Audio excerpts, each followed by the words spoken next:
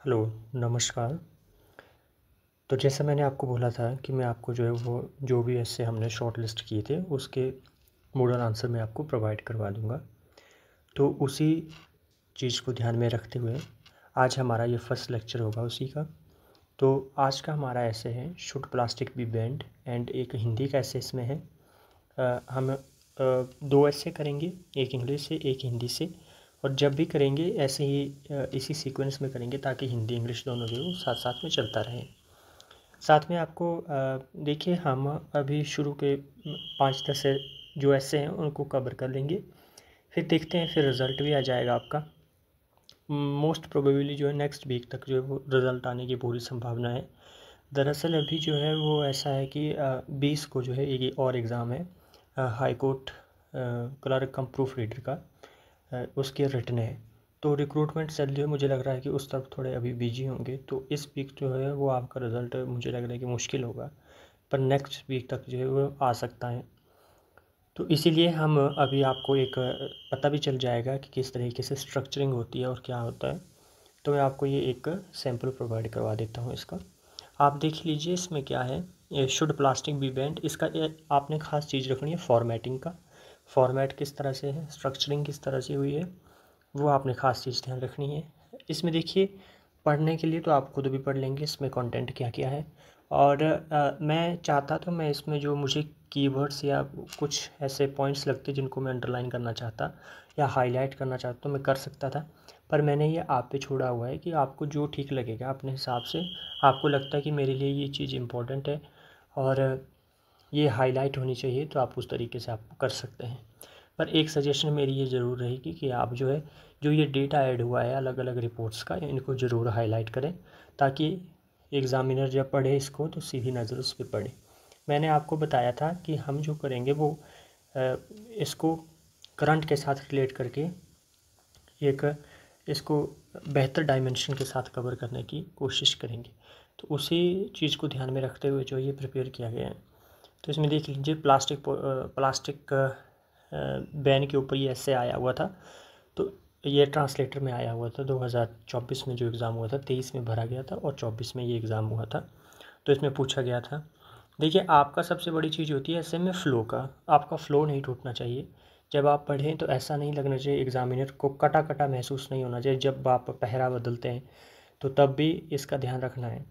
तो इसमें जो है जैसे प्लास्टिक बैन पे था, तो आप देख लीजिए इसको पढ़ करके भी एक बार। तो देखिए, plastic once held as a revolutionary invention has now become one of the greatest threat to life on earth. Its durability once celebrated has turned into curse as a million of tons of plastic waste choke our rivers, oceans, and soil.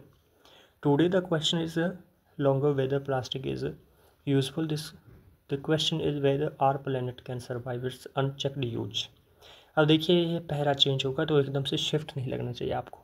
अब हम report का mention करते हैं, जैसे UNEP United Nation Environment Programme ने बताया है कि ग्लोबली जो है वो 545 मिलियन टन जो है टन प्लास्टिक जो है वो प्रोड्यूस होता है एनुअली, पर उनमें से 9 से 10% जो है वो रिसाइकल होता है। तो इस तरह से आपने फिर आगे ओशन का रेफरेंस दे दिया है।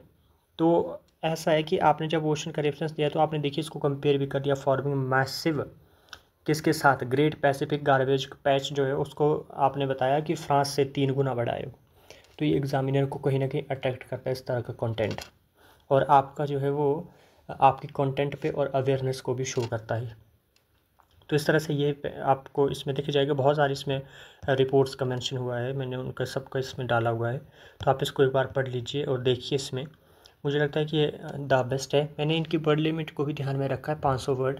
देखिए इसको मैं बढ़ा भी सकता था पर मैंने ये किया नहीं है क्योंकि फिर आपको रिटेंशन में प्रॉब्लम आएगी। तो इसलिए जितना हम हो सकते कोहेरेंट एंड क्रिस्प रखने की कोशिश करेंगे, जितनी हमारी डिमांड है उतनी।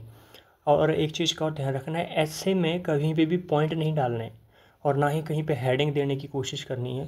देखिए आप ऐसा नहीं है कि एकेडमिक के पेपर दे रहे हैं, आप एक कॉम्पिटिटिव एग्ज़ाम फाइट कर रहे हैं, उसमें छोटी छोटी गलतियाँ बिल्कुल भी मतलब आप अफोर्ड नहीं कर सकते हैं। एक छोटी सी गलती जो है वो आपको बाहर का रास्ता दिखा सकती है, मेरिट से आउट करवा सकती है। तो इसलिए जब भी लिखेंगे बहुत ध्यान से लिखना है और हेडिंग नहीं देने हैं, नंबरिंग नहीं डालनी है, ऐसे जो होता है वो 3 चीज़ों पे बेस्ड होता है। एक होती है आपका फ्लो प्रवाह, एक होती है आपकी भाषा शैली और एक होती है आपकी लिखावट। इन 3 चीज़ों पे डिपेंड करेगा। अगर आपका थोड़ा कंटेंट हल्का भी है पर ये 3 चीज़ें आपकी अच्छी है तो एग्जामिनर को डेफिनेटली इम्प्रेस करेंगे और अच्छे मार्क्स आप ला सकते हैं। उसी तरह से ये निबंध जो है जल संरक्षण के ऊपर एक और निबंध है। ये देखिए थोड़ा सा एक मुझे लगता है कि साइकोलॉजिकल टॉपिक भी, इमोशनल टॉपिक भी है, तो इसको थोड़ा सा आपने जो इमोशनल टच भी देना इसमें ज़रूरी था। तो आप ज़्यादा इसमें फैक्ट बेस्ड के साथ साथ जो है वो थोड़ा सा उस चीज़ को भी बैलेंस करना आपको आना चाहिए। तो इसमें हमने एक कोट के साथ स्टार्ट किया है इसको, इस ऐसे को। फिर उसके बाद हम नीचे जाते जाते देखिए इसमें ये देख लीजिए ये वाला पैराग्राफ। पृथ्वी पर फैला विशाल जल राशि का साम्राज्य हमें भ्रमित करता है कि जल अनंत है, परंतु ये कटु सत्य है कि कुल जल का मात्र 2.5% ही मीठा है, उसमें से भी 0.3% जल पीने योग्य है। बाकी सारा जल हमारे लिए उपयोगहीन है। इसके बावजूद हम हर दिन नालियों में बहता हुआ साफ जल देखते हैं और निश्चिंत हो जाते हैं, किंतु राजस्थान मरुस्थलों में प्यास से सूखती दरारें, महाराष्ट्र के गांवों में मीलों चलकर घड़े भरती स्त्रियां और अफ्रीका के देशों में बूंद बूंद को तरसते मासूम बच्चे हमें चेतावनी देते हैं कि जल समाप्ति का खतरा कहीं दूर नहीं है। तो इसमें देखिए ये लेटेस्ट डेटा को भी इसमें इनकॉर्पोरेट किया हुआ है और साथ में इसमें जो एक इमोशनल और फ्लो का भी आपको साथ इसमें अच्छा एक मिक्सअप देखने को मिल रहा है। तो इस तरह से आपने खुद भी ऐसे लिखना है। फिर नीचे देखिए आप नीति आयोग की रिपोर्ट का रेफरेंस दिया हुआ है।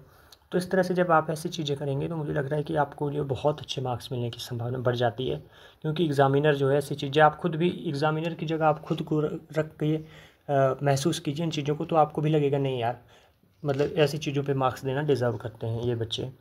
तो आपने भी इसी तरीके से प्रिपेयर करना है। बाकी अगर आपको अच्छा लगता है कंटेंट तो आप अपने हिसाब से देख लीजिए, कोई आपका फ्रेंड है तो उनसे शेयर भी कीजिए। और बाकी जो है आपने खुद भी प्रैक्टिस करनी है। ये आपके लिए हो गया, 2 ऐसे आपको प्रोवाइड करवा दिया मैंने, एक हिंदी का और एक इंग्लिश का। अब 1-2 दिन के अंदर में जो है आपको दूसरे भी ऐसे ही सीक्वेंस वाइज जो है वो प्रोवाइड करवा दूंगा। और साथ में आपने भी खुद भी प्रैक्टिस करनी है।